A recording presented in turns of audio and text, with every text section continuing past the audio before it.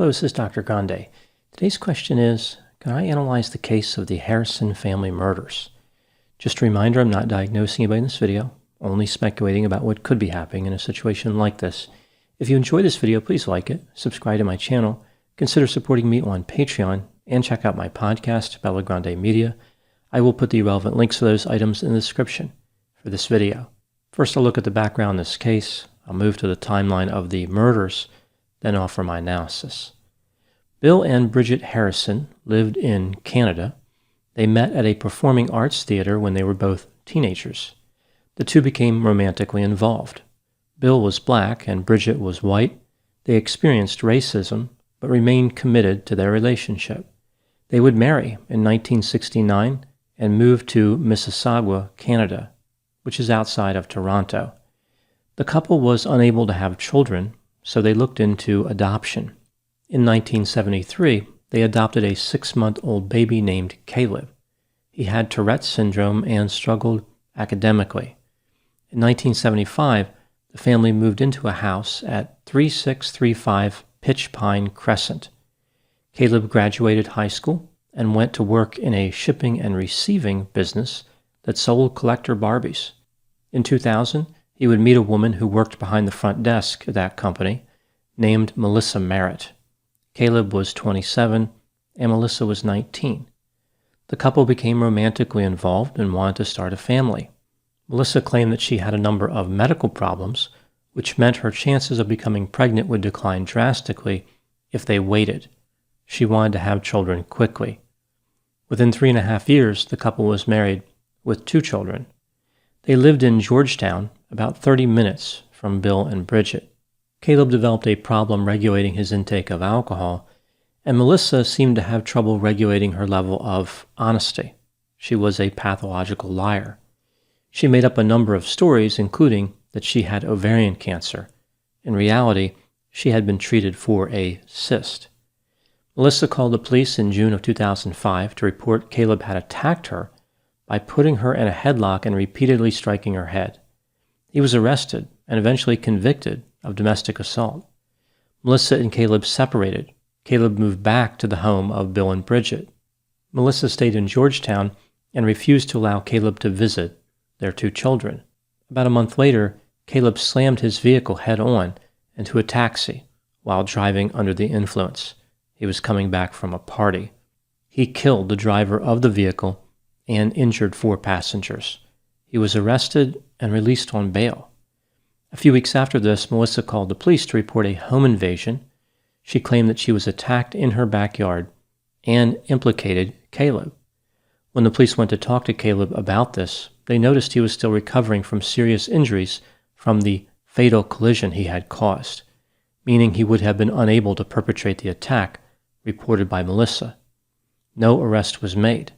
The police were convinced that she was lying, but she was never charged. In October of 2005, Caleb was given limited visitation rights to his children. That winter, Melissa fell in love with a 28-year-old man named Christopher Fattore. He was a beauty school dropout who worked as a bouncer, handyman, and kitchen manager. This reminds me of the musical Grease, where the character Frenchie dropped out of beauty school after turning her hair pink. In October of 2006, Christopher proposed to Melissa, but he ran into a bit of a technicality. She was still married to Caleb. Apparently, Melissa had assumed that because she was separated from Caleb for 2 years, they would automatically be divorced. I guess she figured her marriage came with the auto-divorce feature turned on. Christopher and Melissa had a ceremony, but of course it was not an actual wedding. In the next 5 years, they would have 4 children. The couple struggled financially. Caleb wanted 50-50 custody of his children, and a judge agreed. Christopher and Melissa moved to Mississauga, which made it a little easier to drop off and pick up the children. Bill and Bridget became much more active in their role as grandparents, which is something Melissa grew to resent. She sent an email to Bill and Bridget in which she wrote, quote, "If Caleb is not caring for the children, no one other than myself should be," unquote. Melissa initiated a false accusation campaign, making 5 unsubstantiated claims against Caleb, Bill, and Bridget over the next 2 years. Investigators concluded that one claim involved the children being coached by Melissa, but again, she was never charged with the crime. Melissa stopped cooperating with the visitation schedule by December of 2008. On December 22, a judge ordered her to discontinue interfering. Tensions were running high in the family. In March of 2009, it was time for Caleb to go to jail. He was only given 18 months, even though he had killed a person through his drunk driving. Caleb's share of the custody was given to Bill and Bridget, so when he was in jail, they took over. The judge did not want to alter the routine to which the children were accustomed. Now moving to the timeline of the murders. On April 16, 2009, Bridget Harrison arrived home just before 9 p.m. All the lights in the house were off. She could not locate her husband Bill. After looking around a bit, she realized the first-floor powder room door was locked.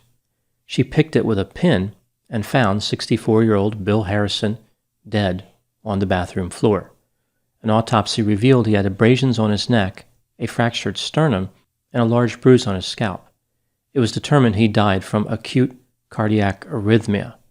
I guess it was one of those cardiac arrhythmias that breaks into one's house and strangles a person to death, like a delinquent arrhythmia with a bad attitude. The day after Bill's death, Bridget learned that Melissa and Christopher had taken off with Caleb's children. Bridget was granted temporary sole custody.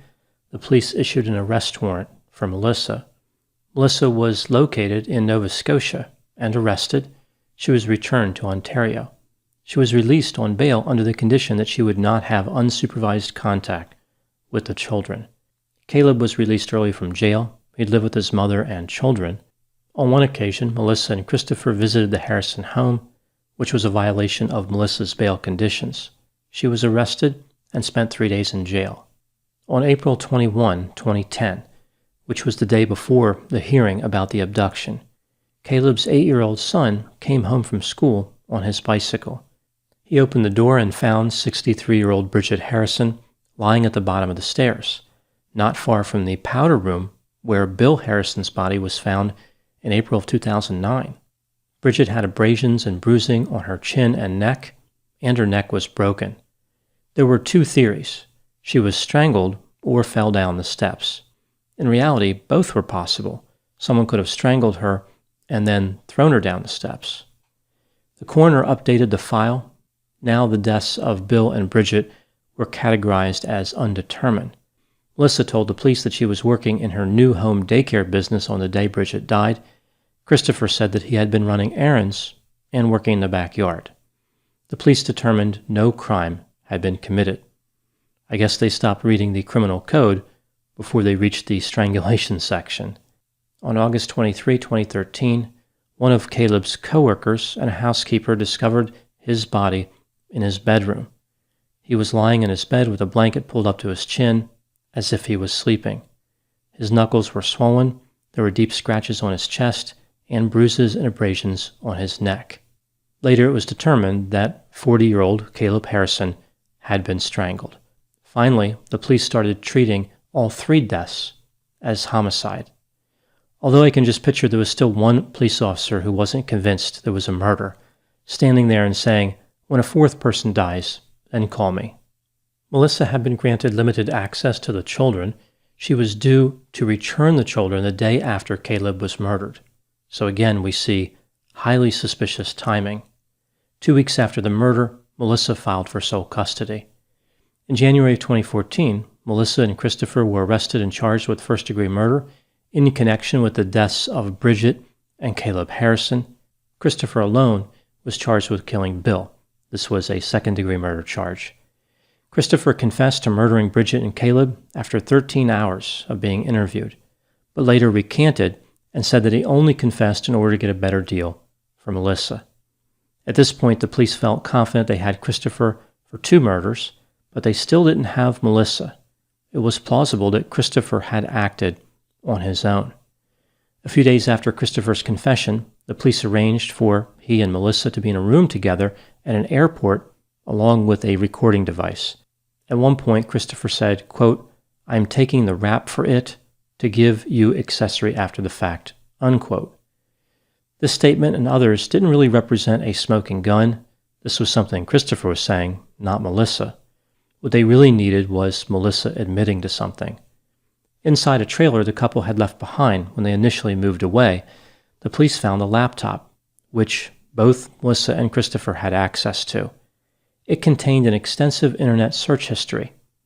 2 months prior to Bridget's murder, there was a search for what if a grandparent has legal custody and they die. 3 weeks prior to the murder, we see searches like how long does it take to die from choking and how long does it take for a person being strangled to pass out.